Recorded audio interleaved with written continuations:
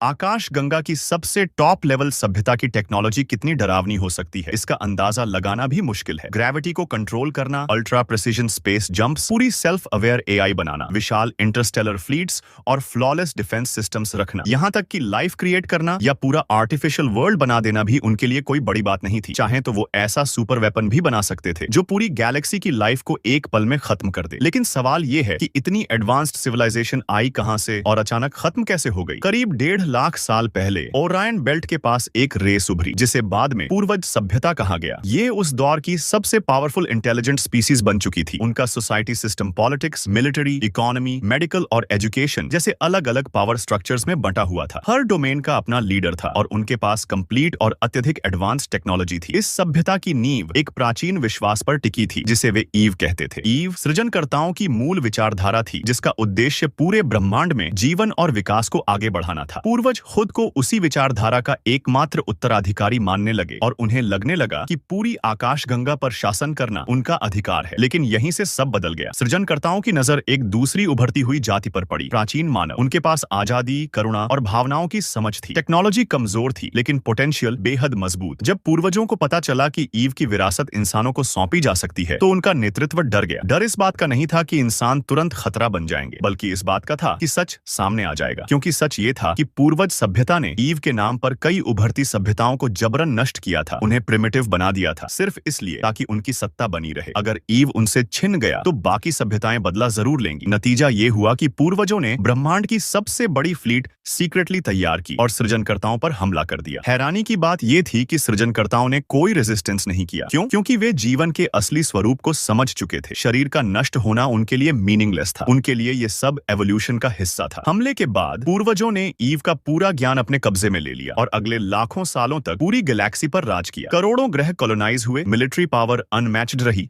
और इतिहास को जानबूझकर बदल दिया गया। कहानी लिखी गई कि सृजनकर्ताओं ने स्वेच्छा से विरासत सौंप दी थी, लेकिन हर सृजनकर्ता चुप नहीं रहा। एक बचा हुआ सृजनकर्ता यज्ञर्षि आकाशगंगा के किनारे छिप गया। हजारों सालों तक उसने ईव पर सवाल उठाए। सवाल गुस्से में बदले, गुस्सा नफरत में। वो सोया रहा, इंतजार करता रहा, क्योंकि बदला समय लेकर ही आता है।